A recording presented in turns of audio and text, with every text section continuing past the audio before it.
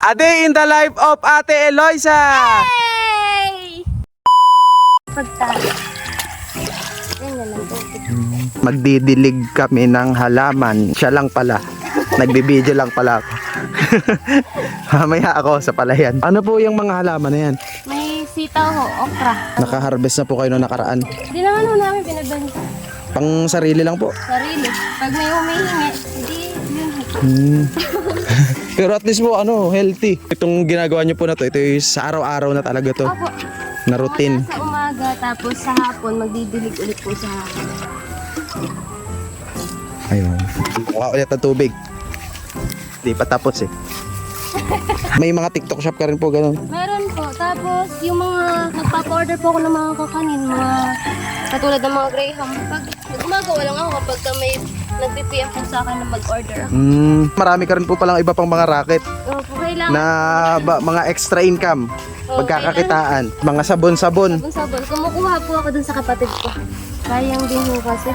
Pandagdag din po yun. Basta marangal naman po at ethical. Minsan po, rumarakit ng massage therapy. Saka na po natuto yung therapy. Ang lola ko po kasi is mga manggagamot. Siyempre pag manggagamot, manghihilot na rin yan. Tatay, dinadayo din ho pag nagpapahilot. Pag hindi niya ho kaya, ako po. Doon ka po natuto. Siyempre bata pa lang, nakikita mo na po. Tapos hanggang sa tinry mo din. Nag-home service po gano'n. Hindi lang basta-basta po yun na hinihilot lang eh. May tamang mga Tamang line po ng bawat baka po Points. yung litid.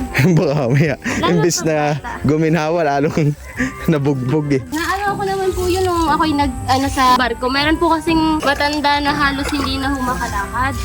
Ang gamit ko lang ho ng baby oil. Sabi ko, okay lang po pwedeng i-massage ko na po yung paa mo. Tapos doon po nag-start na sabi ko, kaya ko palang magaling ng... Guminhawa po yung pakiramdam nung inano mo po na yun. Kaya sabi ko, idiretso ko na, gawin ko na tong part-time ng mami. Kahit paano. Napakasipag.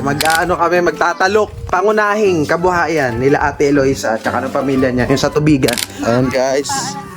Magtatalok na kami. Naka full battle gear na. Si Ate Eloisa muna. Ayan, papanoorin ko muna. Tapos, itatry din natin syempre. Ito lahat ng tataniman na to? 2 days? Kayo lang po ng papa mo tsaka... Yung katuwang ko po nung nakaraan, ang tatay hindi na namin pinagtatanim. Hindi ko pinagbubukit. Ang po talaga namin, 23 yung itak na aming tinatalukan. 23 square. Opo, kaso binawasan na namin kasi patanda ho ng aming ama eh. Tapos hindi po masyado mahasikaso ng mga kapatid ko kasi may kanya-kanya na hong pamilya. Mahirap. So yung katuwang ko po kahapon, ang may hawak na ho niyan, yung kapatid kong babae at saka yung bayaw ko po. Eh yung mga anak ko nila nasa school, dahil wala naman ho ang gano'ng ginagawa na tapos na, tinutulungan ko sila.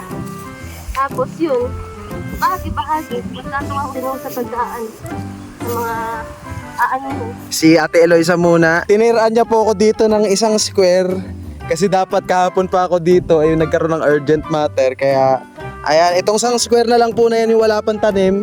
Tapos na nila to. Ayan. Kaso natira sa yung may tubig pa. May challenge, walang linya. Walang linya. Ayan, ipapakita muna ni Ate Eloisa syempre kung paano bago natin susubukan. Yes. Ang gagawin mo muna kuya, syempre, hawakan ng... Ayan. hawakan natin, naman. Yung palay. Tapos ang gagawin, syempre, 2 kamay yung gumagalaw dyan. I-a-adjust mo to. Habang ina-adjust mo to, kukunin mo to. Tapos kahit ganito lang kakapal yung ituturok. Tapos may mga linya to, kaso nga lang, wala nang line. Tubigan na. Ayan. Pang bawat Yun oh, sanay na eh.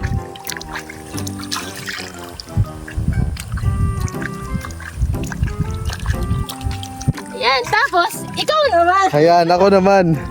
Yan, papasa natin kay kuya. Ayan. Tapos, ikaw po muna ang magbibideo. Ayan guys, ako naman. Yeah. Panoorin nyo ako kung paano magtalok.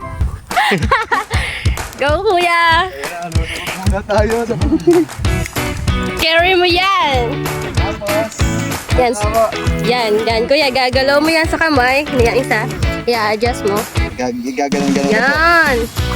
Itusok mo na. Di ba ganun kabilis? Okay lang.